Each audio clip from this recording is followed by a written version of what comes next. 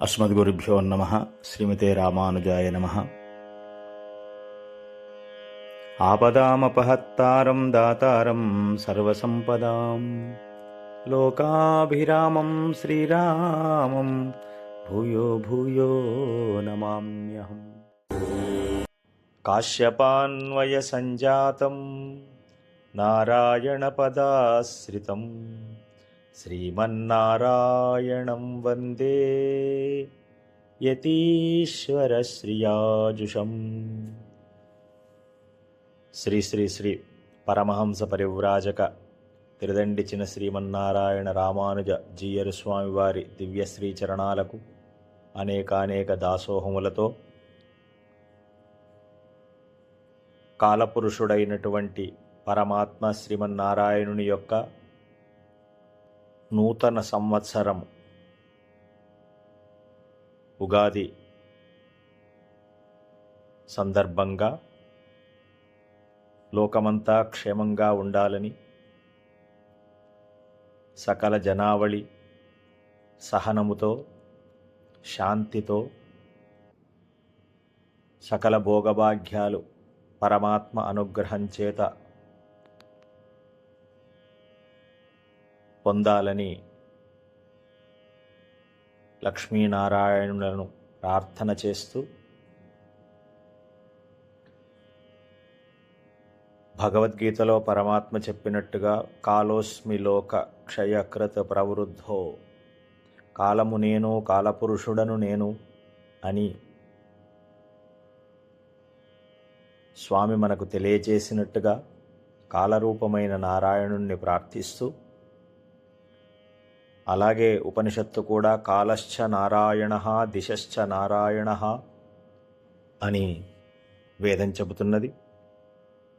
కనుక అలాంటి కాలస్వరూపమైనటువంటి నారాయణుణ్ణి ప్రార్థిస్తూ శ్రీ పరాభవనామ సంవత్సర నూతన ఉగాది శుభాకాంక్షలు అందరికీ తెలియచేస్తూ ఈ సంవత్సరం యొక్క కొన్ని విశేషతలను తెలుసుకొని ముందుకు సాగుదాం.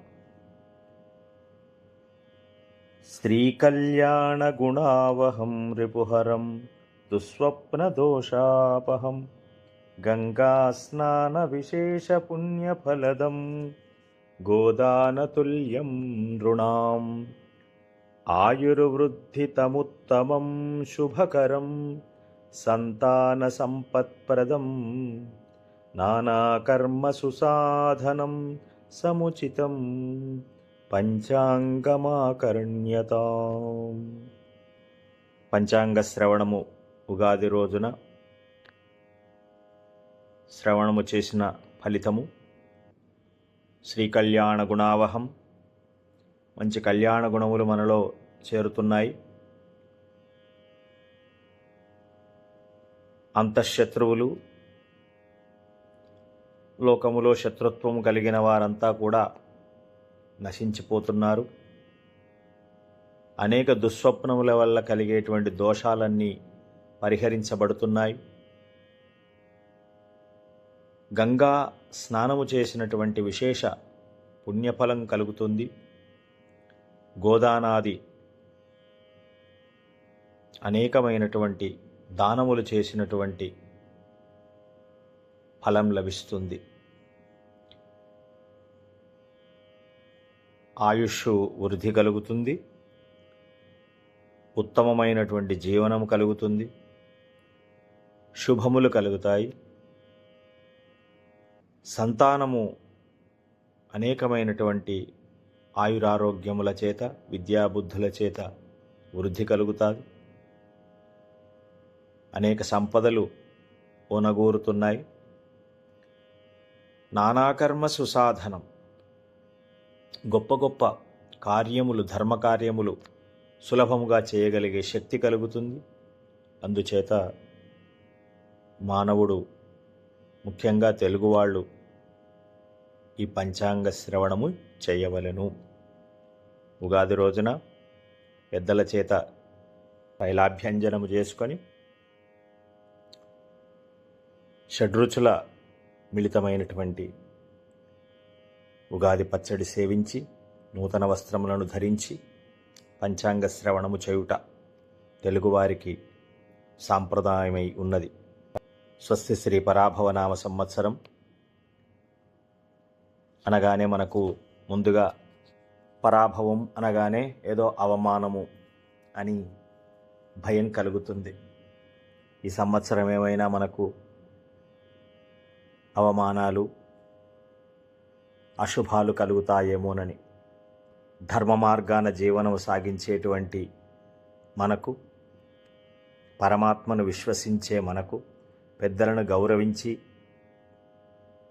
సమాజాన్ని ప్రేమించి ముందుకు సాగాలనుకునేటువంటి మనుష్యులకు పరమాత్మ యొక్క అభయము ఎల్లవేళలా ఉంటుంది కనుక ధర్మానికి వ్యతిరేకులకు పరాభవం, అలాగే ధార్మికమైనటువంటి పనులకు వ్యతిరేకంగా ప్రవర్తించే వారికి పరాభవము, దేశానికి ద్రోహం చేసేవారికి పరాభవం, స్త్రీల పట్ల, గోవుల పట్ల, మహనీయుల పట్ల అవమానంగా ప్రవర్తించే వారికి కూడా పరాభవం కలుగుగాక అని ఈ పరాభవనామ సంవత్సర కాలపురుషుడైనటువంటి శ్రీమన్నారాయణుని ప్రార్థిస్తూ ఈ సంవత్సరం అందరూ కూడా ఆయురారోగ్యాలతో భోగభాగ్యాలతో తులతూగాలని కాంక్షిస్తూ, ప్రత్యేకంగా ప్రపంచమంతా యుద్ధ వాతావరణం నెలకొని ఉన్నటువంటి సమయములో ధర్మము గెలిచి అధర్మము పరాభవించబడి త్వరలో శాంతి నెలకొని ప్రజలంతా కర్తవ్యోన్ముఖులై ముందుకు సాగుదురుగాక అని పెద్దల యొక్క శ్రీచరణాలను స్మరిస్తూ శ్రీమన్నారాయణుని యొక్క శ్రీచరణాలకు అంజలి ఘటిస్తున్నాము. పరాభవనామ సంవత్సరములో లోకమంతా క్షేమముగా ఉండుగాక, ధర్మము విజయము కలుగుగాక, అధర్మము నశించుగాక, అధార్మికులు పరాభవం పొందుదురుగాక, ధర్మాత్ములు సుఖ సంతోషాలతో ముందుకు సాగుదురుగాక. సర్వే జనా సుఖినో భవంతు. జై శ్రీమన్నారాయణ.